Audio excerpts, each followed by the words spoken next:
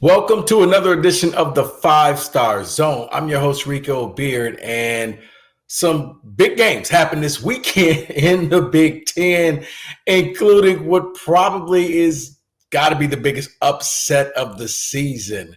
Initially, I was going to do this and talk about the Michigan State basketball game that took place at Crisler on Saturday night, but I got to start off with the Buckeyes. Shout out to Jake Diebler.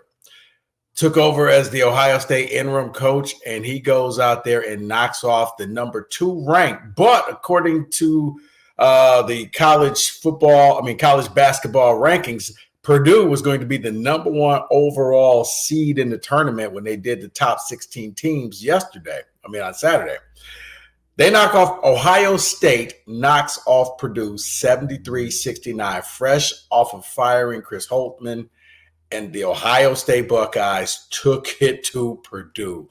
Yes, 73-69. Ohio State wins on the road. They storm the court. It just goes to prove that no place is safe. Winning on the road in the Big Ten, it's just something that it's hard to do. Plain and simple. It's very hard to do.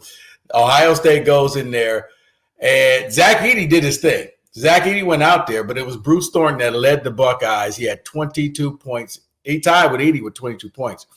But Ohio State battled them nonstop. They didn't give up, and they got the job done in a year that's been very disappointing to them. This is something that they'll try to build on and possibly, if you knock off Purdue, what makes you think you can't run it and win the Big Ten tournament and possibly get a spot in the NCAA tournament? It's going to be difficult. Ohio State sitting at 14-11. But you win enough games, you got that Purdue win on your resume, you never know if maybe you even get into one of those play-in games. So shout out to the Buckeyes and their head coach, Coach Diebler, for coming in there in his very first game. What a hell of a start to getting that done. Yeah, Purdue goes down. Also, and on Saturday, I don't know what's going on with Wisconsin. They just lost another game. I believe that's 5 out of the last 6, and they lose in overtime to Iowa, which is they're on the road once again. Winning in the Big Ten is something very difficult to do, and they go on the road. They lose 88-86. Ohio State got it. Iowa got it done at home. Caitlin Clark was in the building, and the Hawkeyes they were resilient. They had a nice lead, and then all of a sudden Wisconsin cut it down. But the Hawkeyes win at home. Once again, winning on the road is a difficult thing to do, which now leads me into what happened on Saturday night. Very strange game, but Michigan State goes to Crisler. Michigan State was winners 8 of their last 10 games. They have been favored to win every game in the Big Ten except for Purdue, which that game's going to be at Mackey. And as I've been saying, the theme, winning on the road is a difficult thing to do, except for Michigan State winning to Crisler last night, and they won. But the funny thing about it was it really a road game? MSU fans invaded Crisler, so much so that on television, you clearly heard the chants, "Go green, go white, go green, go white."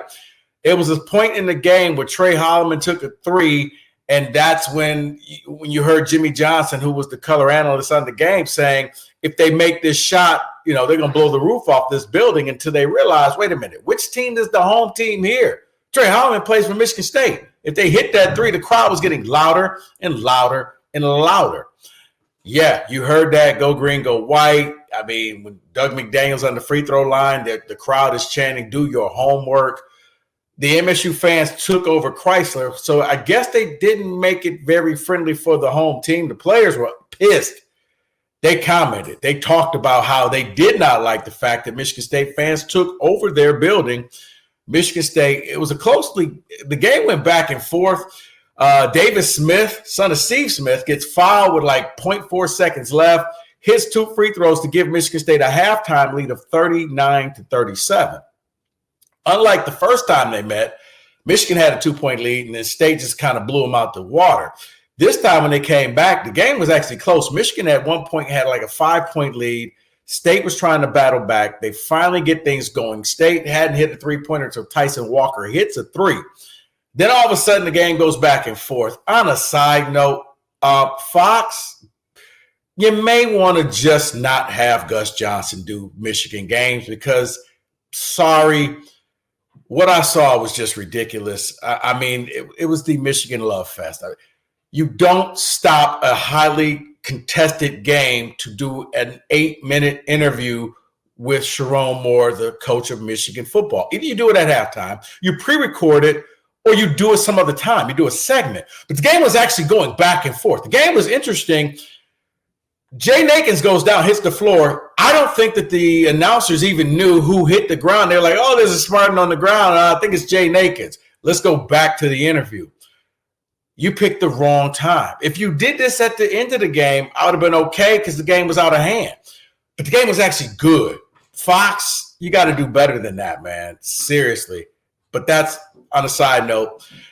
Game's tied at 63, 7:01 left. MSU finishes the game out on a 10-0 run. Michigan did not score another point, which leads you to wonder. I mean, after the game, they were talking about Juwan, and I don't think Juwan Howard's going to get fired. I know a lot of people, a lot of Michigan fans think that's going to happen. I just don't, because the way he talks a lot like Troy Weaver, the general manager of the Pistons. He's got confidence. He's talked to the right people who told him, you're good. I mean, when Ward Manuel comes out and says, I've never really thought about even firing him, Ward Manuel's it's not even on his mind. It tells me Juwan is safe. He sounds like a man that's safe. He doesn't sound like a man that's pressed. Down 10, did not use timeouts that he had. He's diagramming plays on the whiteboard with less than a minute to go. His players aren't even interested. And it's like, what play are you designing? There's no 10 or 11-point play in basketball. The play should have been, whoever gets the first open three, shoot the three, then quickly foul. They didn't foul. They didn't do anything. They just kind of allowed Michigan State to run out the clock. And Michigan State also did their homework because Michigan turned the ball over 22 times, but MSU just jumped the lane and they just stole passes. It was almost as if they knew the plays better than the Michigan players knew. Kamwa, 8 turnovers, very uncharacteristic of him. The transfer from Tennessee, he normally plays a lot better. Now, Terrence Reed Jr., he was the man. He went out there. He got it done. Probably played one of the better games I've ever seen down low. Michigan was minus some players. They had some people who were sick, but I look at this. They just didn't look prepared for this game. The crowd wasn't there. They let the Spartan fans come and buy their tickets up, those that had people in the seats, but there were still some empty seats there. Tom Izzo goes into Crisler and does something he hasn't done since 2019, and you saw it like when Malik Hall's dunk. They hadn't won at Crisler, period, since the days of Cassius Winston and X. That was the last time they won there. So, yeah, when you see Malik Hall driving to the basket and dunking it with authority the way that he did, that was getting a monkey off your back. That was something that the Spartans hadn't really experienced in a long time. But they got to win, and they got to win on the road. So in the Big Ten, that's all that really matters. Now MSU is in the top 4 as of right now. They got a game with Iowa, who just upset Wisconsin at home in overtime. They just beat them. So that game's going to be taking place on Tuesday. For Purdue, you were crowned the number 1 overall seed. I got to think that's going to UConn now. I just think that UConn's just a better team. Purdue has Zach Edey. UConn has the better team. Wisconsin, at one point we were thinking Wisconsin could possibly win the Big Ten. Now Wisconsin is just trying to hold on, and Greg Gard has to figure out what's wrong with this team. So, going to have more on Big Ten hoops coming up later on in the week.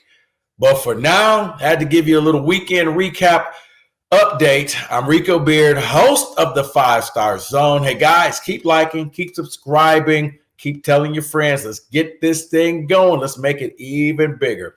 Until later on this week, I'll have Harold Sheldon from the Big Ten Network joining me throughout the rest of the season. He's the stat guy. He's going to hit you with the numbers. I'm going to have Harold on starting this later on this week. But until then, see you guys. You've been watching the 5-Star Zone.